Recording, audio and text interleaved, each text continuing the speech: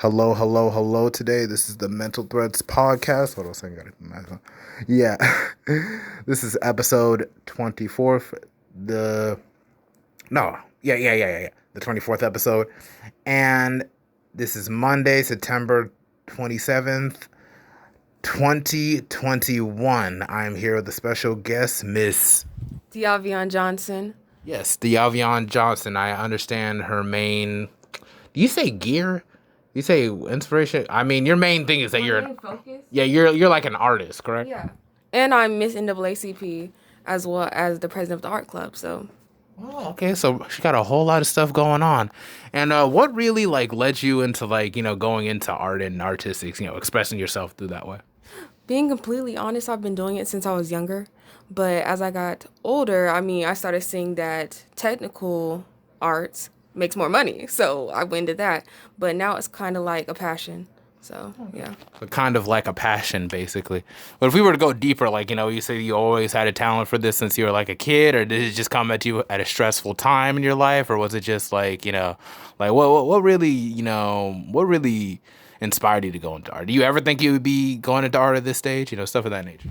So as a child, I liked art, and I was actually going into veterinary medicine at first, but I wanted to do something that I wouldn't regret, something that I enjoy, which is art. So another thing is I have family members that are artists. So it was kind of more like a push to actually doing something that I love, that I want to do, and I don't regret it.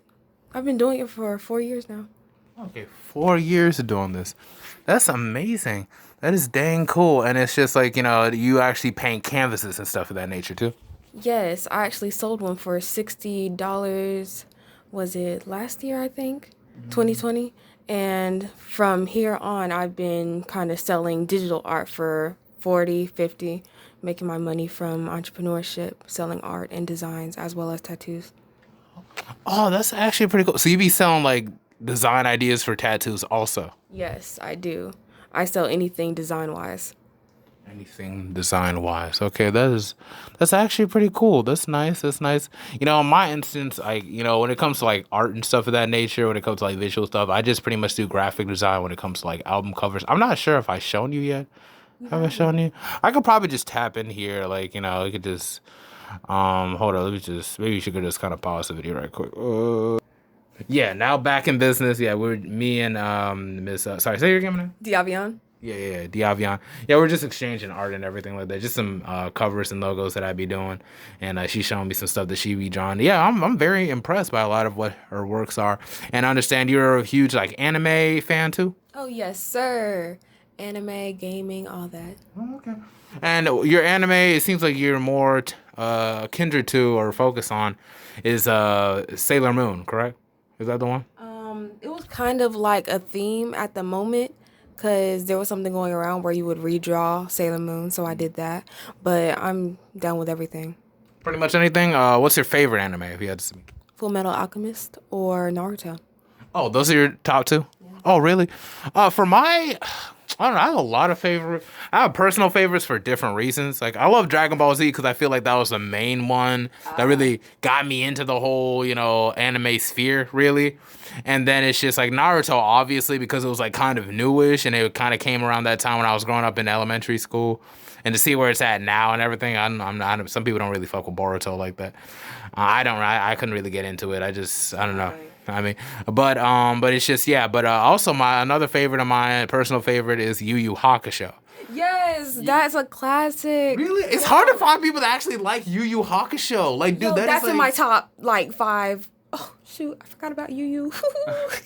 Yes, sir. Crazy and thing. Cowboy Bebop. Yeah, of course, Cowboy Bebop. Yes, always. Sir. Yes. Definitely.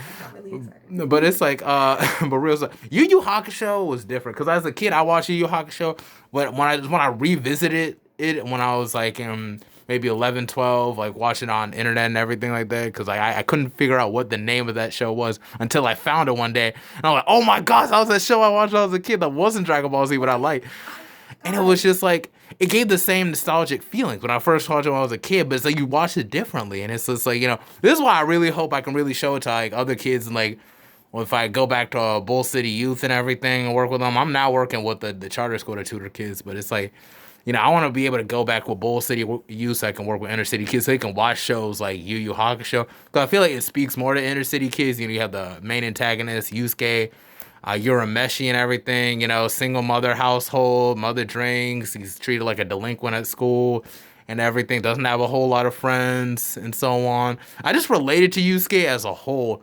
Because it was just like, he was kind of catching a hard time, but he tried to thug it out and everything. You could tell he was like a cool person, but other people just couldn't see that and everything, which I really found really sad and everything. Because, he comes from like some kind of messed up home and everything. But it's just like, he hated being at school because people just didn't like him being there and everything like that. And I thought it was pretty sad. And it just like the most saddest part about that episode, the first episode, was when old dude like got ran over by a car and everything, and he just thought like, it don't matter like if I'm dead or whatever, I'm cool. Yeah, now you want to watch it all over again. Because it's one of those anime where you can watch it and rewatch it, and it still has like, I don't know, like you're watching it all over again. But you can appreciate so many different parts and pieces of it. Like, you can appreciate so many different parts. Yes. Yeah, that's why it's like I always really, really liked that show. Because it's like every character mattered in that show. Mm-hmm. Like Kuwabara, especially, you got your Krillins, your Yamchas, and everything, but Dragon. Yeah, but then in Dragon Ball Z, but it was mostly like Goku's show, and then maybe a little bit Gohan, and maybe a little bit Vegeta. Piccolo, a little bit in the beginning, had his moments, and then it's just kind of like. All right, but like Piccolo is that guy, like. Hell yeah, bro! Piccolo has always been that guy. There. But I feel like I loved him the best when he was the strongest. Even though it was for a short period of time, like in the Cell Saga or the Android Saga, he was fighting Android 17. But it's like, but we'll talk about Dragon Ball Z later. But Yu Yu Hakusho though, it's just like it just kind of shows you like he's watching his funeral and he sees all the people just crying. Even his worst enemy, Kuwabara and everything, he beats up on the dead and everything. He's crying for him, and so it really speaks to people who maybe might be suffering from depression or just say themselves, it's just like I don't want to be here no more. It really speaks on like the people, even if it's just a handful of people. Like, dude, you touch so many people's lives and you don't even realize it. So it's best off to just, stick around and everything and make the best of it as best as you can, because it's just like, if you end up in a situation where it's just like when you're not here anymore and everything, you'd be hurting a lot of people. So it's just like it went from being so emotional in the first episode to being like a battle anime later on. And he was like, now let's talk about those battles, because you look at anime in 2021 and it doesn't have the same feeling as fights in older anime. Yeah, like Yu Yu Hakusho felt like a mixture of a street fight, but it had like little mystical elements to it and everything. My favorite, I don't know. It's just I love a lot of that fights and everything. I don't know, but it's just like I think about like the first season is kind of like my personal favorite, but like obviously the second one with the Dark Tournament was obviously like the best of the best and everything. Obviously for obvious reason because it's a tournament. Every anime has their own tournament, like Naruto had the Chunin exams and everything. Dragon Ball Z had the World Tournaments. Hunter had their little... Yeah, what was it called, Hunter x Hunter? It was the... Because it's hard for me to get into Hunter x Hunter because I know the creator made Yu Yu Hakusho and everything. And made Hunter. You haven't really gotten into Hunter? I try to get into the beginning parts, but it's just like, I don't know, I just don't be focused. It's hard to like really get invested for me. I don't know, like it was easy for me to get invested to 7 Deadly Sins. For some reason, I don't know why.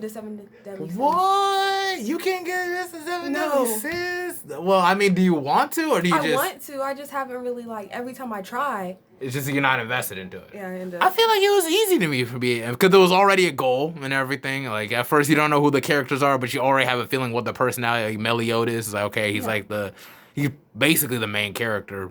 Essentially, Blondie. Yeah, Blondie, and they have that Dragon Ball type aesthetic where they make the main character like this little itty bitty whatever, and then they make him super powerful and everything. So I thought that. Try again, but I mean I couldn't really get into it. 5 seasons. You need to get into Hunter, and I'll get into 7 Deadly. Yeah, I mean, but back on Yu Yu Hakusho, because I really want to explain so we can exchange why we should be probably into it. But it's with Yu Yu Hakusho and everything, it was just it wasn't over the top and everything when it needed to be. I know sometimes Tagoro would pick up the whole stadium and drop it over here, but it's nobody was blowing up planets and everything and slicing the moon in half and everything of that nature.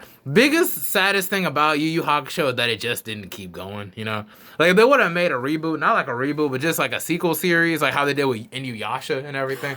Yes. Do you like the sequel part series of Inuyasha? I just started going on. Oh, so it is pretty good. Like, it's pretty consistent. I had a feeling. It's not the same as the first.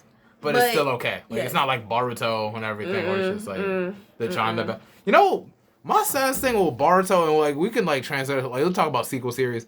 With Dragon Ball to Dragon Ball Z, I feel like that's the most successful transition for a sequel series. Hold on a second. We're doing a podcast. Oh, okay. I'm sorry. Who was that? Was that Alejandro? Yeah. I had a feeling.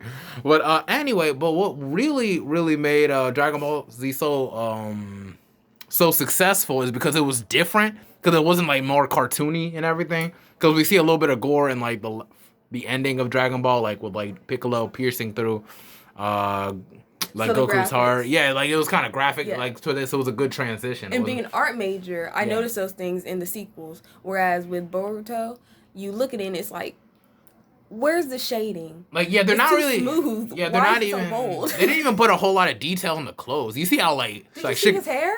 Like, yeah, Boruto. The only thing like with Naruto, I was kind of thinking that him and Hinata would have multiple kids. So it's like, okay, maybe you can name one Jiraiya, and then maybe name one like Neji.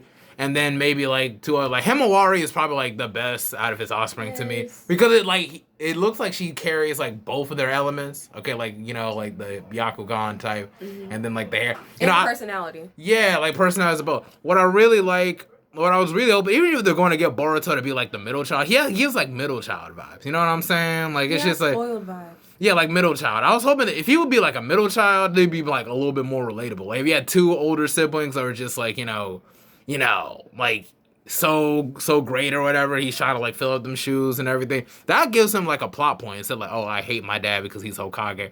Like, dude, this guy Naruto literally is like a savior. He went from being like freaking being like just some trash, whatever, you know, a scapegoat. Oh, he was a nine-tail. They sealed it in him. Why they say it's his fault? I don't even know. Anyway, it's just a lot of people were actually saying that Naruto would probably be the same as his son had he had his parents, and it's kind of, I don't know. I don't believe that. I don't really believe that. I'll never believe that. It's his personality. He's just always like that. The thing is, like, I was actually hoping that Naruto's son would be kind of more like Neji in a sense, like, you know, like maybe his hair would be kind of brownish, kind of looking like spiky hair, but kind of brownish, like him. And everything, and like he would have like the Byakugan eyes too and stuff like that. He could still keep the lines in the face and everything like that. I was hoping it would be something like that. Like he would look more like a Hyuga, and maybe he had one kid that maybe have some Uzumaki like red hair, maybe something like that. Like you see little traces here and there. I was hoping for something like that. Maybe orange. I'll go for orange, but something that looks like a mixture of somebody from like an ancestor, or maybe like, you know. Because that's what we are. Like, we look like our ancestors, basically. Like, even on both sides of our families, everything, we look like somebody, like maybe an ancestor, maybe great-great-grandparent, something like that. Something like that. But we never got to get any of that. And that's what really kind of, like, ticked me off about it, because they just copied and pasted Naruto. They just made the hair, like, different. They were also going off of, like, fans' requests, the fan art, and they were doing more of this for the money, the fan base, than actually following. But nobody was satisfied with it. That's the thing that kind of ticked me off about it. Like, I know they're trying to do fan service, but like, do your own thing, bro. Like, you know, it's just like, do your own thing. I mean, I'm saying do my own thing, but I'm saying at the same time, it's like, you know, do it like this, that, and the thing. Right. Like, but it's just like Naruto should have looked more like his father, Minato. Like, you mean Boruto or Naruto? Because whenever he got older, his hair looked a hot mess. He looked like he was old. I was hoping that he would keep the spiky long hair to an extent, you know, but it's just like, you know, and then maybe like just carry the armor. What really kind of ticked me off was how he never like got to become like a Jonin and everything, or have his own 3-man squad before becoming Hokage. I thought that was a missed opportunity. True, and he never actually got to be at his own ceremony. I mean, I don't really care so much about the ceremony. It's like, it's just everything coming full circle that really just kind of like ticked me. Because it just seemed like it was just another job now. Yeah. You know, but it wasn't like a job with stories in between. You know what I'm saying? Like with Kakashi, Tsunade. Yeah. His own father. Yeah, it's like everybody was kind of connected in between. They were still chilling. But we never knew Kakashi's, like, mentor with the 4th Hokage. You always knew that the 4th Hokage, to some extent, might have been Naruto's father, you know. But it was just like, at the same token, and everything. It's just like everybody was kind of connected. Jiraiya was like the fourth Hokage. I mean, not Minato's teacher at one point. He was also like a teacher of pain, you know, and all that. Like there was multiple people. Yeah. I would have really liked him to reveal like, you know, who the other two people that he was training alongside Minato, like, you know, like were later on. Maybe like if they had a part 3. I was really hoping for a part 3 before that. You know, like they could have just went with the part 3. Or some more fillers, you know. I'm not against fillers. I like them. I mean, once they're done right, they're okay. Like once they're done right, they're okay. But it's just like at the same time, I would have really liked to see like, you know, maybe a 3-man squad from Sakura Haruno, maybe Shikamaru having his 3-man squad. I don't care about Sakura. You don't really care too much about Sakura. I mean, who cares regardless? But at least something. You know, then you can see like the dynamics and everything. Like you know, I would have liked to see like Naruto become a Jonin and everything. But I don't know. They made him so overpowered. Yeah, I feel like even in the third, what was it, the 5th Great Ninja War? Yes. Yeah, the one with like the whole white Zetsus and everything like yes. that. I would have liked it if they would have went on for like maybe like a 4 or 5 year time skip. Something like that. That would have been pretty cool, you know, just kind of see them get older and then like, you know, then maybe like the power that they had at that time was just kind of limited for that time. Like they couldn't have this power forever type. Mm-hmm. I would have liked that, you know, and then maybe like they probably would. Cool. I never really thought about that. Yeah, because it's like they make it so super powerful. It's like you can't really convince me that there's other Kages out there that like come up, have meetings with this nigga. This nigga's like literally a whole god that you're standing in front of. You really think y'all having a meeting? Like, I mean, yeah, sure, I guess out of his heart, he's not going to take advantage of everything, but it's hard to really imagine Naruto in a vulnerable state now. And that's what made the third Hokage, like, when he was going up against Orochimaru, still, like, you know, like, it felt like, not real, but it felt like, it's just, like, it felt more endearing as an audience. Because it's like, that's his own, like, you know, student, like, going up against him. Like, he knows him as well. But he's old, too. And we never got to see the third Hokage do anything until that point. Like, we always thought he was this decrepit old-ass nigga. Like, you know, freaking, like, he got my nerve. His nose bleed and everything. What really kind of pissed me off is how he kept Danzo around and everything. But it was just like, you know. Yeah, and he never really took care of Naruto. He kind of did, but not really. He did, but that's the same thing with Sasuke, too. Like, they kind of did, but they didn't want to make it obvious. And it's just like, I don't know. But they were children, like... Whole ass kids. Like one being fucking scarred for life because his freaking family died in front of him. The other one, everyone never hates, had a family. And freaking everyone hates him, but nobody knows why. But he doesn't even know why. A bunch of orphans and everything, you know. But it's just stuff of that nature. How do you feel about the whole twist about them being like reincarnations of Ashura and like Indra? It bothered me. Like, whenever you get to that point, it's like, what? What? Wait a second. What? Yeah, so this nigga Neji died for nothing when you think about it. Like, you know, because, like, you know, the whole fight with him being, like, oh, the loser, you know, rising up and, like, you know, doing whatsoever.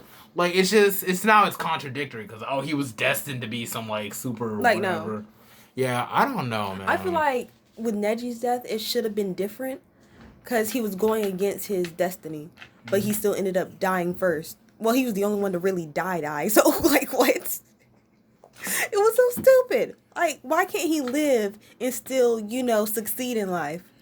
What really pissed me off is how they freaking, like, just punked out my dude Rock Lee, man. Like, because it's like, I don't even be starting the series over from the beginning anymore. I just go straight to that Rock Lee versus Gaara fight, bro.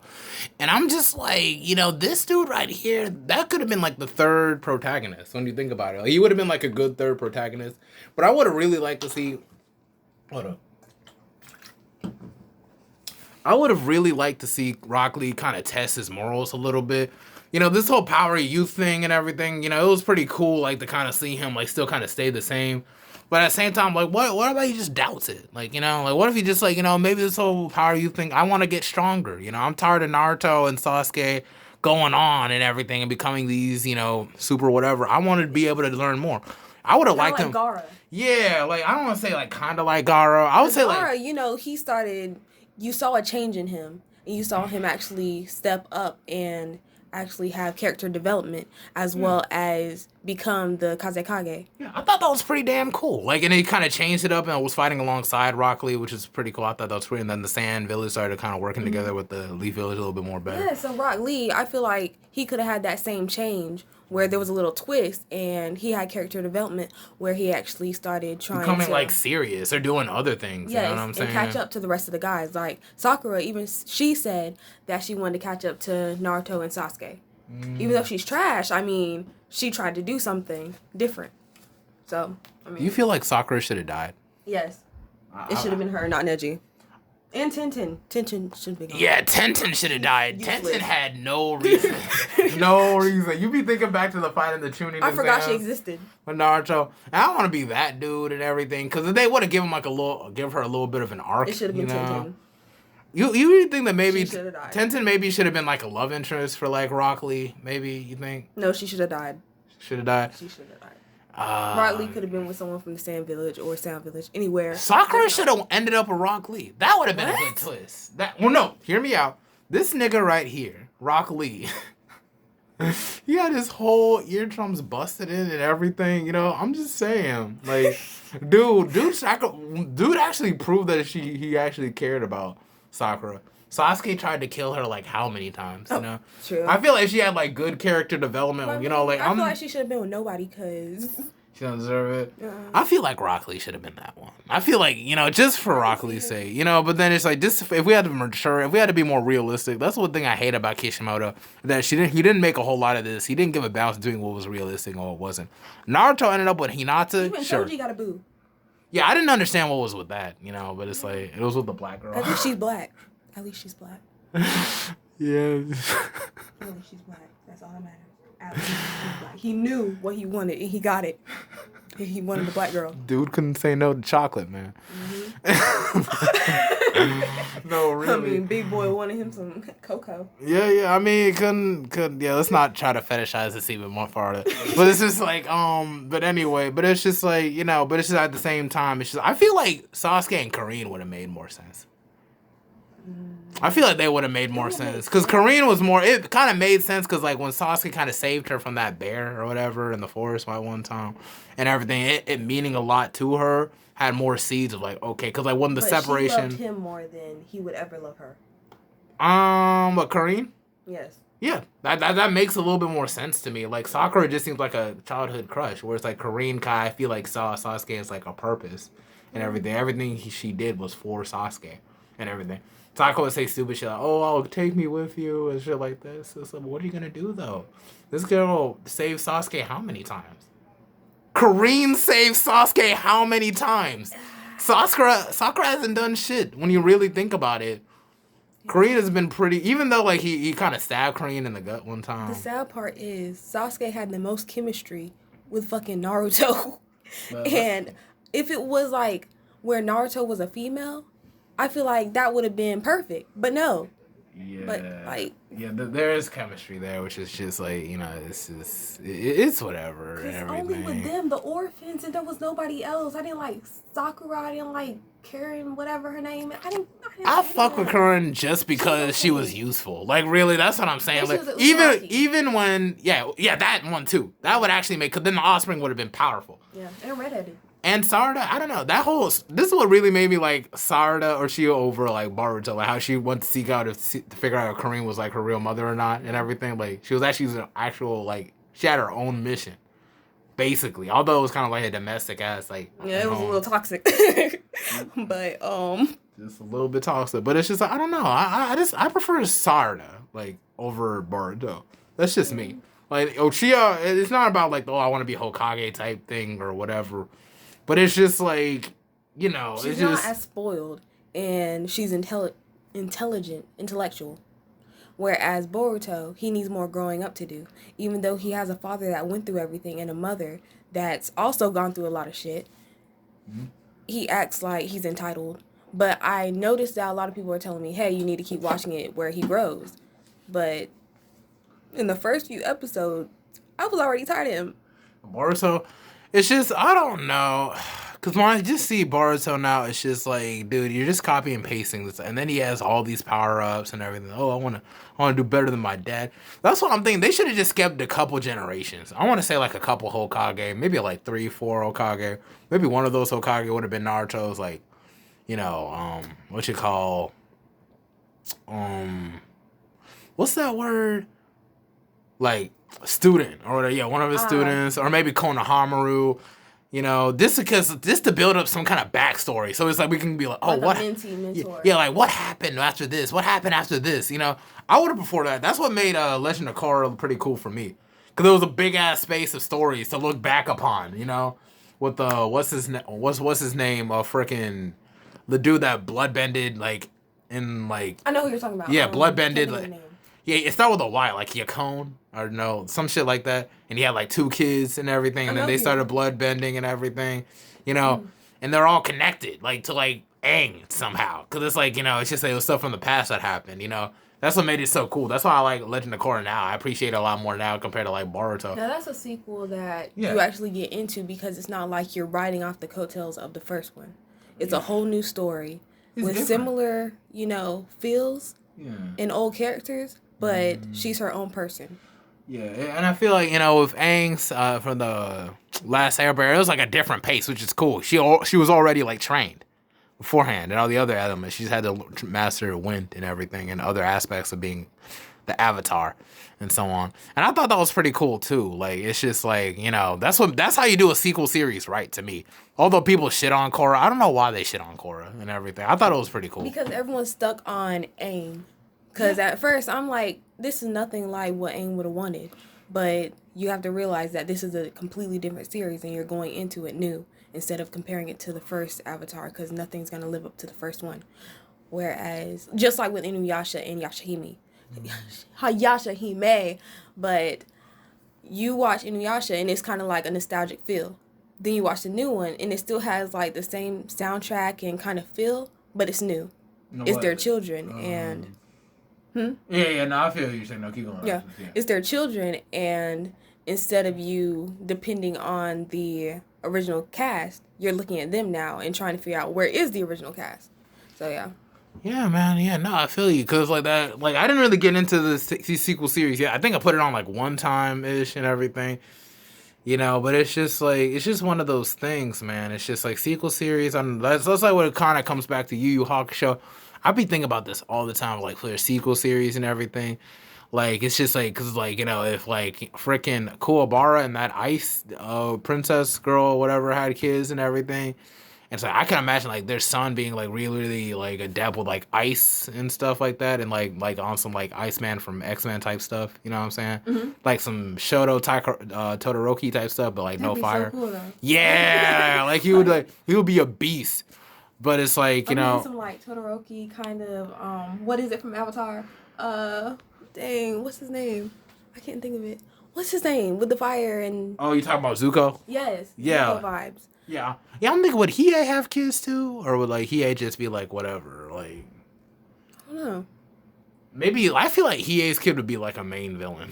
Like, I don't know why. I can see that. Like, but he would, like, never be good until, like the very, very end, maybe, perhaps. I could see that. Mm-hmm.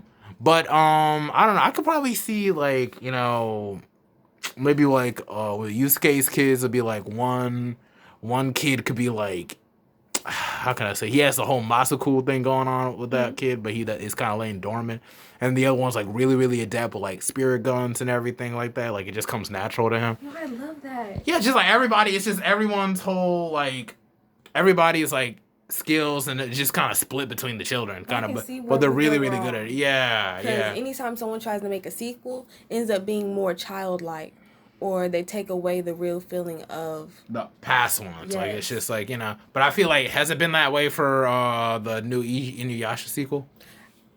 It's been childlike, kind of. In the beginning, it's more like, hey, we're kids and we're trying to, go on an adventure, find our parents. And you look at them like, oh, these are little kids, but you looked at Inuyasha and them like, these are like teenagers, and they're actually like on a mission where their kids are the same age as them but look younger, and you don't see any blood in this series. Yeah, like anime without blood, I don't know. It just doesn't work. I know Seven Deadly Sins kind of tried that for like one season where like the blood was like No, I all need white. blood. I need that. It was like white, and it's just like what? That's nasty. Because it's like, well, what is that? Like what is like marshmallow guts or whatever? I don't know. I just couldn't do it, and everything. It's just like I could go watch an anime without need for blood, like Zatch Bell. You ever watch Zatch Bell? I haven't. It's a really good anime. You should watch it every time. It's really really good. It's really actually really good. I haven't heard of it before. Zatch Bell. I can look it up on. I'll look it up. Yeah, you can look it up. But It's really because like if you watch Cartoon Network growing up and everything, it was on like this one block in the middle of the day after school. It was like jacuzzi or something like that. interesting. Something like that. I forget.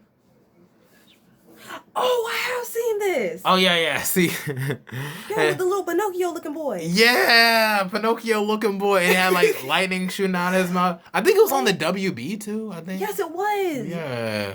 This is a part of my childhood that I forgot. It was Yeah. put away for a very long time. It was on Hulu for a minute. I was watching that stuff. Dude, that show is fucking funny, bro. Like, even as a kid show, like, even I'm cracking up at that. And I'll be looking back, I'll be laughing, bro, because I'm like, yo, this really was kind of funny.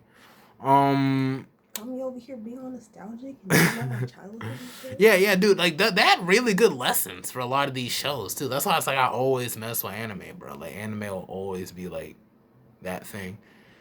That thing, man, I swear. But it's just like, I feel like that show, I don't know. Like, it's just, I feel like the last season they didn't dub it or whatever. I don't know. There was that. There was Bobo. Yeah, Bobo. Bobo. And One Piece. Yeah, One Piece. But that One Piece, the early One Piece was like on WB Kids or 4Kids, and it was like, I don't. you don't I want to haven't talk caught about up. it. I Yeah. haven't caught up. It's 900 something episodes, and I can't get into it. Plus the animation is just. You don't like One Piece animation? I think it's all right. I think it's pretty good because it's different. That's what I'm saying. It's easy. It's easy to draw. That's what I'm saying. Okay, like when this you think man is about crying and his mouth is wide open. Like like I can't take it seriously. I thought it was cool. I be thinking it's cool, It's bro. okay.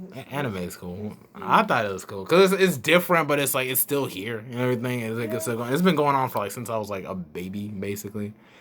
So it's just like it's really hard to keep up. Really, when you think about it. It is. Like I tried to get into it during the pandemic where we were all shut in. 2020. Now, who you telling, man? It was on Netflix for a little bit, but as soon as it was done on Netflix, it's like they didn't have any extra episodes after that. I was like, Yeah, nah.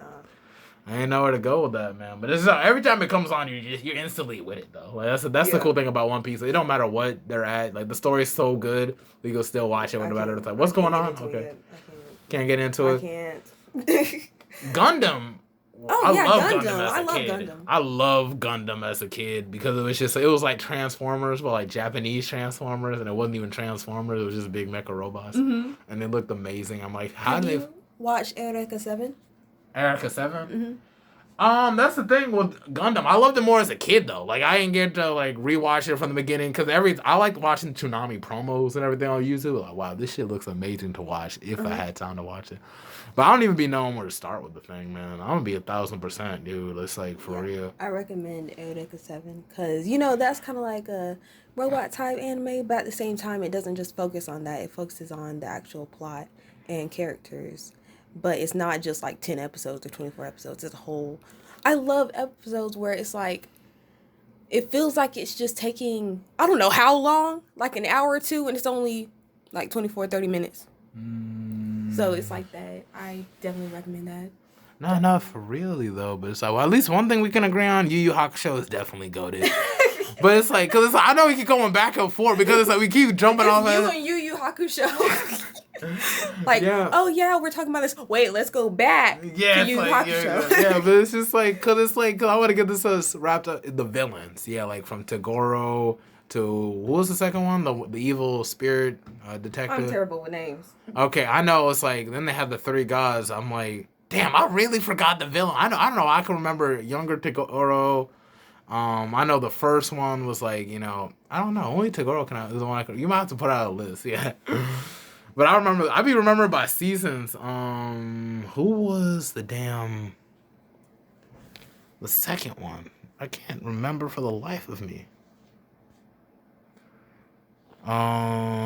She's looking up right now, y'all. Just they'll just pause for a minute.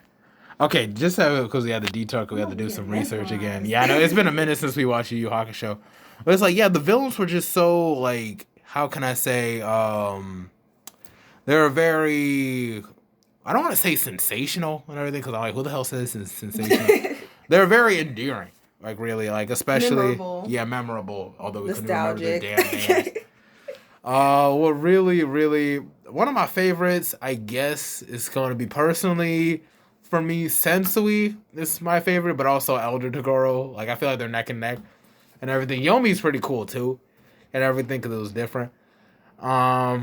But for real though, I'm thinking like, man, like freaking Elder Togoro, like because when we were first introduced him, we just thought it was just another like baddie and everything. Like he was just gonna be killed off, sent to the side, and that was it, you know. But then he ended up being like a much bigger baddie and everything. Yeah, it was like, yeah, you thought you killed me, but not really, you know. And I just thought that was pretty cool and everything. And then the whole tournament saga was based on just beating this one dude and everything. And it's just like, I think back on how like I really want to rewatch it again because just watching all that for like the first time. Tonight. Not tonight. Definitely, because it's going to take up so much damn time. But it's like, for real though, it's just like, you know, and Sensui too and everything, with him being like a evil spirit detective and everything. I thought it was like they're all like reflections of society and everything. It's just like Elder Togoro just like shame and guilt, you know? It's like, you know, Sensui kind of felt ashamed of like what he did to all those demons without even asking questions. Mm-hmm. Next thing you know, that humans were the worst, like, you know, harming all these demons as badly as they did. And then it's just like, with Elder Togoro, it was like the shame of like giving up his humanity and everything, a fear of like getting old. You know, I just thought it was like very poetic, you know, because like we all face these things on everyday life. Like, is what we doing? Is it really like, is that really like what we should be doing and everything? You know, do we see both sides of everything? You know, and it's like, you know, Sensui felt so bad he wanted to die in hell, basically. When you think about it, he wanted to die at the hands of another demon because it's just like it was only poetic for him. It was like atonement, you know, for what he did. And like for Elder Togoro, he needed to lose to somebody stronger than him to prove that it's just like, you know, even though this whole immortality stuff, he did make the wrong decision. You know, becoming the very thing he hated, like a demon, like the demon that literally killed his whole like class or group or whatever happened. And it's just like, you know, that fear of vulnerability, you know, like I feel like I can relate to a lot of that too. And it's just like it's a lot of men as a whole and everything. What do you think about the villains? So I feel like personally, when you look at villains from like Yu Yu Hakusho and you compare them to maybe like modern villains in anime, cartoons, whatever, it has more of a deeper impact and you actually relate to some of the villains. Whereas now it's kind of like you don't have that connection with them. And it's easy to forget some of these modern villains. Whereas you see a villain from maybe like Inuyasha, Yu Yu Hakusho, Cowboy Bebop, blah, blah, blah. And you always remember them because they made an impact. They did something and they spoke in a way that made you remember them. They made sure you knew who they were. Whereas now it's like, I mean, I'm here and I'm going to kill you. Like, what?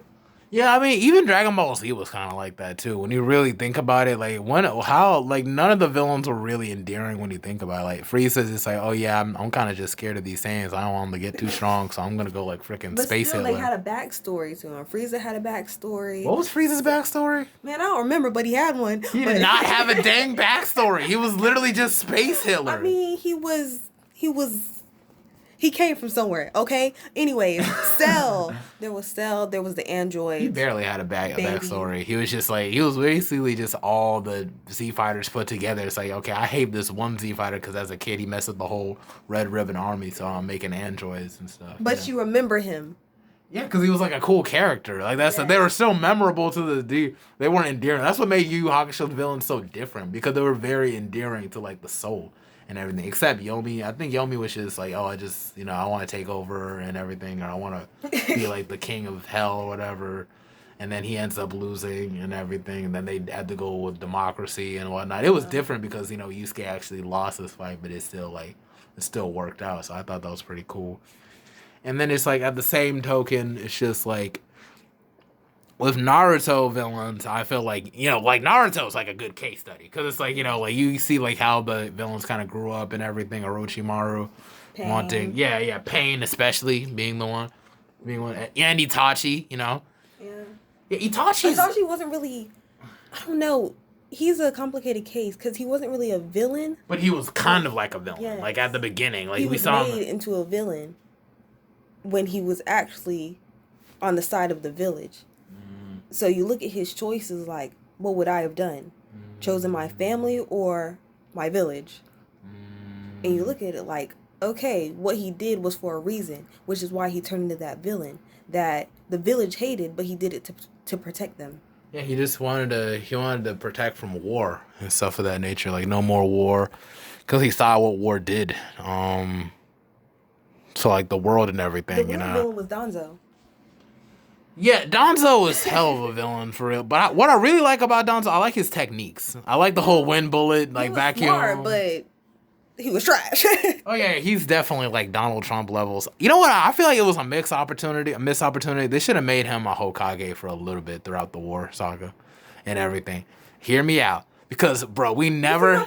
No, I see your face. I was like, what? I hated this nigga. Dude, that's the thing. Imagine a Hokage that was doing some shady shit all the time, bro. Trump. Yeah, basically Trump. And imagine everyone in the village freaking hates him, but we can't do anything because he's still assigning all the missions. Him.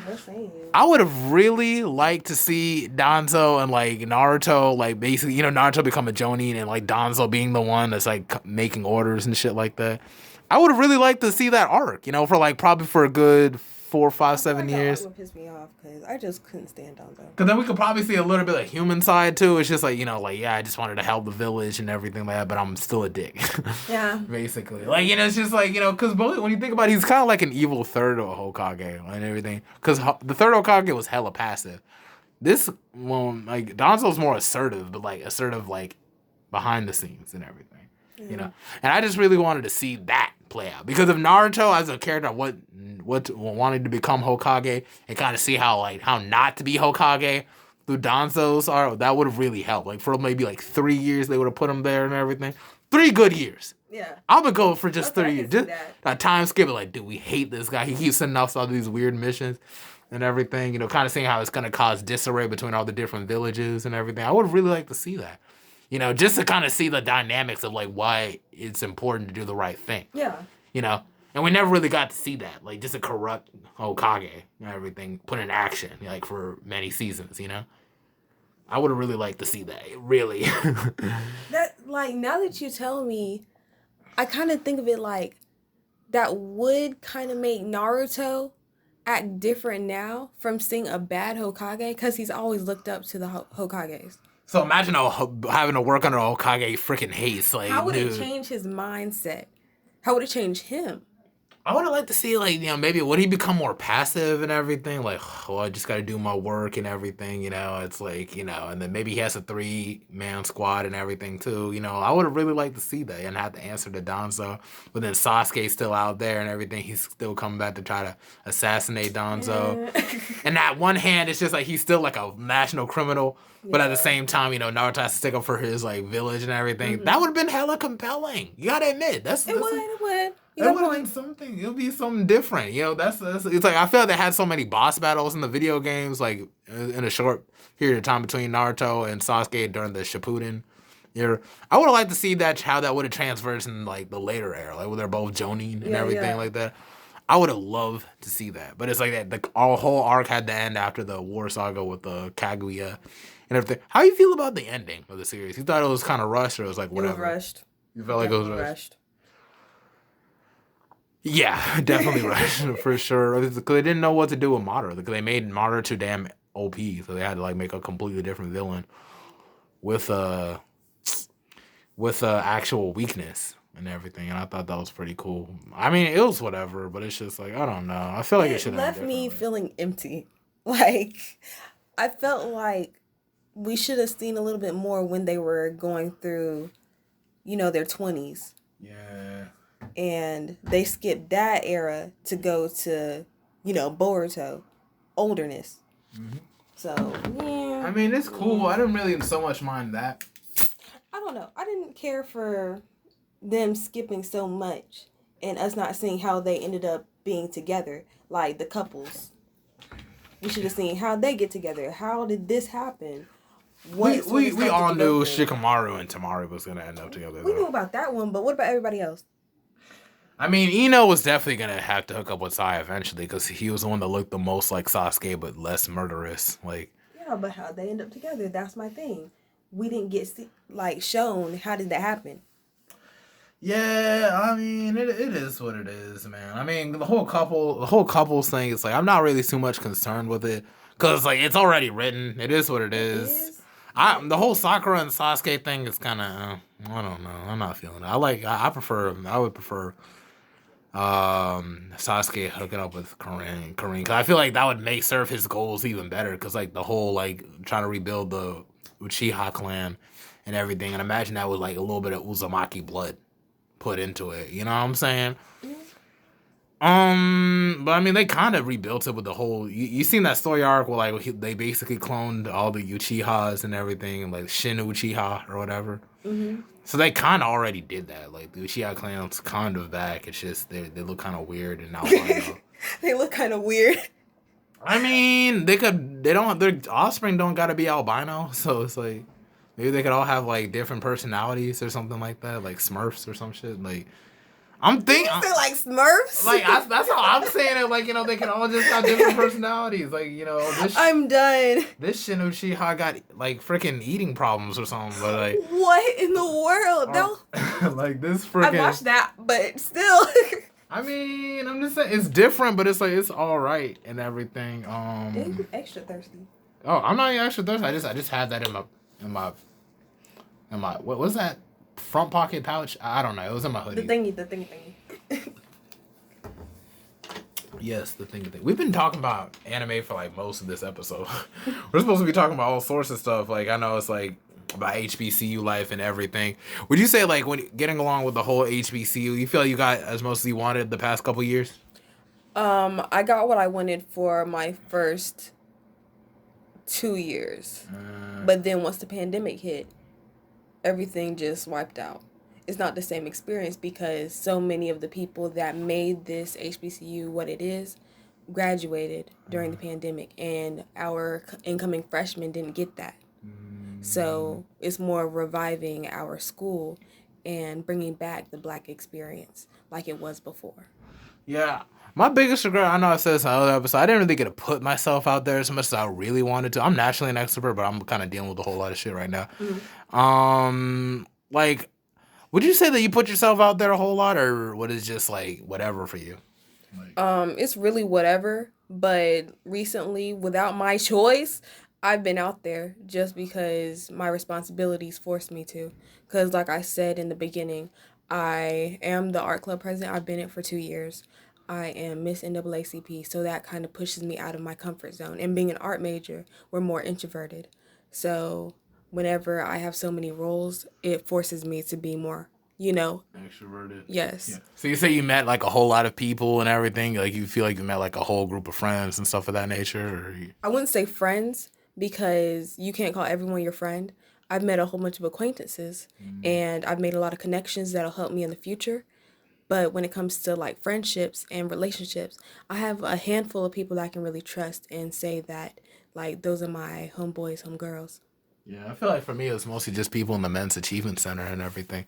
Although I'm not like the closest to everybody and everything, like I know I was going through a very difficult time and they were the first people I went and told and everything, and everyone's just like, oh yeah, it's all right, you can talk to me and everything, so that they'll come by, drop by my room, just to kind of check up on me, and I thought that was pretty cool when they did that, because I'd be thinking like, maybe I just kind of like existed here like on campus, like I didn't really put myself out there. I kind of had like an energy like in my freshman year, but then it's just like kind of cut back on that for a while, and so I feel like I regret like not going to as many parties as I wish I would, or I'd not put myself out there as much as I wish I should.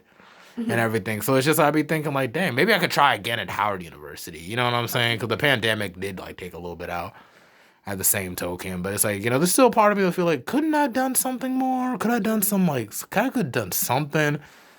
So I just don't really sweat it really. I'm just kind of cool with just being an honor roll student and just letting it be what it is and everything. But it's like I've been fucking up this semester especially with 6 classes. So I'm just trying to work on trying to like get back with that and everything. What struggles do you feel like was like the hardest for you throughout your years at SCCU That's actually a hard question because struggles. or obstacles, just like in general, just some things that just kind of got you away from doing like whatever. Obstacles are probably just fake people. I can't stand fakeness, and there's a lot of people whenever you're going into university that try too hard to be something that they're not. And you can tell when those people aren't themselves because they're just a hot mess. And dealing with those people and still being yourself and not, going outside of your character is also kind of hard because, you're dealing with these people and you're like, why are you like this? Like, chill. But you can't always do that because they might not be able to help it. But other than that, I haven't really gone through as many obstacles as I thought. I mean, depression was one because whenever you're a college student and you're going through so much and you don't have as much to lean on, also with the pandemic, because that played a big role, it just puts you into this mood where it's like, dang, like, what am I even doing? But this year has been, like, amazing. I started coming in here more, actually, the Men's Achievement Center, because I am in the NAACP, and that showed me, like, hey, there's actual people that I can talk to and, chill out with. And my boyfriend's also in here, so we'll be just hanging out, bump into each other, and it's great. Okay, that's really good. That's wonderful. Like that other people can find refuge in the Men's Achievement Center, bro. Like that's what I wanted to join fraternities and stuff like that, but I was kind of like cynical because you had to pay money to get in and everything. If I had to deal with like hazing and stuff like that, I feel like, dang, did I miss out on really joining a fraternity or 100 collegiate black men and stuff like that? Like maybe I would have socialized just a little bit more and everything in my time here, but it's like I had like something I was dealing with and everything. I'm still dealing with it now. I still have to like go to like the doctor with. So it's just like it kind of holds me back from doing certain things that I want to do, especially. So it's just stuff of that nature. So it kind of breaks my heart to know that I really didn't get the whole HBCU experience that I thought I was gonna get. But I'm still look on the bright side and still I have gratitude, to just have a gratitude about like just doing well and just stuff of that nature. I'm hoping like to transfer to Howard University to get for my graduate school program and stuff of that nature. Would you say like doing art especially kind of like help you through your times in NCCU? Would you say they kind of helped you build more connections with other people too? So it has helped me with making connections, and it has helped me personally with, dealing with my own struggles.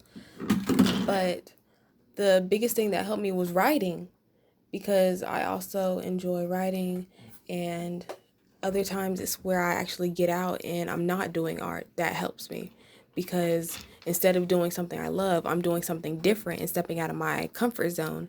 And by doing that, it makes me feel more refreshed and like, hey, I'm doing something, I'm accomplishing something. And it's not like I'm just living my life. Like I'm truly doing something to make myself, like you're not just existing basically. Yes, become better. And I'm learning instead of just sitting around and, doing what I know I can do. Oh no, I can feel that wholeheartedly and everything. I know you're graduating next semester, correct? Just wondering, what are some things you're gonna miss from NCCU once you leave? Everything. Because my freshman year, I did go to the parties. I was all over the place, going to any event. So that left a big impact on me. And being here has made me grow and become the person that I am today. Being with the people my own age and just chilling out, meeting at the calf, fried chicken Wednesdays, despite some of it being trashy. It's memories that I'm really going to miss. And just, this is my home. We've been here for about 4 years now. After I graduate, it's going to be like, hey, what do I do now? Yeah, that's one of my big things. That's why I was like, that's one of what really makes me want to motivate to go to graduate school. Because I can't imagine life not being in school now. Like we've been in school, literally been in school like most of our lives up to this point. And like after like this, like graduate school, I'm thinking about going to get my doctorates also somewhere down the line and just things of that nature. Yeah, it's just it's just stuff like that. It's just like, I guess the more that you get older and everything, you realize but you're still pretty young at the same time. Like sometimes I be feeling like I'm way too old. Like I be thinking like, dang, like what have I been doing the past 5 years? Like maybe I should have dropped more music. I should have did something else. I should have did something. And I just replay like a whole lot of things, and like it just comes with regret. Like, oh man, this could have went this way or this could have went that way and stuff like. Excuse me. It's just I had some Sierra Mist, Belching. Anyway, but it's just stuff like that. I just try to focus on all the the positive spots of everything. It's just like I got to be a part of like Journey Entertainment. I don't know if you heard about Journey Entertainment. It's like it started while one of my friends. He's also a Liberian named Destin. Hopefully, I can get him on the podcast one day. And it's just a group of like-minded individuals, like who like making music and everything. And they pretty much gave me a space to basically just be there. And they kind of stuck with me through some hard times and everything like that. And I was able to upload like my mixtape. I feel like they kind of motivated me to do so. After I've always wanted to drop a mixtape for years, and I had to separate myself to actually getting it done. So it's just stuff of that nature. Would you say like there's a group of people like I know you're in a club, not Miss double NC. NAACP? Yeah. That. But you're also a part of like the art club or something like that. Yeah. And like, would you say like would you say the people that you lean on in that in the art club and everything? Would you say like they're a very positive influence while your time here at NCCU too? See, the thing is, I'm the one that people lean on, so. I haven't really had anyone that I lean on personally in the art club. I have them coming to me about their problems or if they need anything. And it's been like that since I was a sophomore, actually, where more people come to me than I go to them. So it's recently that I start leaning on more people, and they're not even involved with any of my clubs. It's just like close friends or people that I feel like I can actually like talk to about personal things and, being Black in Durham, North Carolina, and in the world. So my thing is, personally, I don't live in the past. I live in the present. Because if you think about it, you can die any day. Like, tomorrow's not promised. So I feel like instead of us focusing so much on, hey, what can I do? What should I do? School this, school that, job this, job this. I feel like we should really enjoy what we're doing and, live our lives to the fullest, where if you feel like you want to do something, do it. If you have a dream, accomplish your dream and your goals, because you never know what's going to happen. Yeah, for sure. And like my measuring stick, because everybody has a measuring stick, in terms of time and everything. It's like I got a bad habit where I like to, check up and just see like how's everybody like from high school kind of doing and everything, what they're accomplishing, and that's pretty much be my driving force. Out of like high school and everything, I know it's really just been me and like this one other guy from high school that's dropped like an actual project. I know somebody dropped something too, but then I think they like deleted it or something like that. I don't know what they did with it. But it's just like stuff like that. So it's just like, to know that I actually put the time into actually putting out this project and everything, and that I still have the ideas and I have like beats all on my laptop going on for years, maybe days and everything. But as long as I can really add in like the resources and the work ethic to like drop as many projects as possible before, I want to say not my cutoff age, but I want to say somewhere between 27, 28. That's why I should really, really like slow down with the music thing. I can still pretty much keep going and whatever to see where it takes me and everything. But, by that around like 30, I know some people like even 2 Chainz even went to like, do blow up after 30. Maybe I might consider it myself.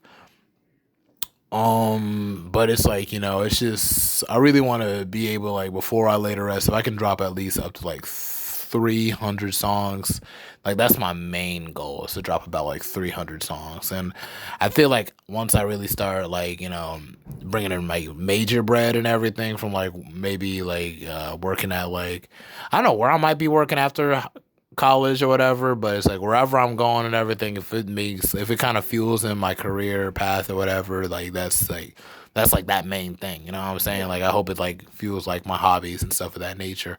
I'm hoping like maybe this podcast honestly like blows up too. Some people can make up to like 2,000 I think weekly if their podcast is really like up there. So it's like if I can like get up to 50 episodes before the end of the year, which is my goal, and you're really helping with that. Thank you, Miss Diavione. and everything in regards to this. I really do appreciate you for hopping on. I know this kind of came out of nowhere. You're just kind of sitting around, just minding your own business. You just weren't really thinking about doing much of anything, right? Not really. I was just chilling, doing some graphics for my class. But I mean, Okay, but you know, you're still fucking with the podcast and everything. Yes, You're gonna check up with it too. already know. All right, for sure. Then I'll be sure to upload it like probably before like the end of the night for sure. Like I'm trying to see if I can get in as much as I can. But thank you very much again, Miss. Diavione Johnson.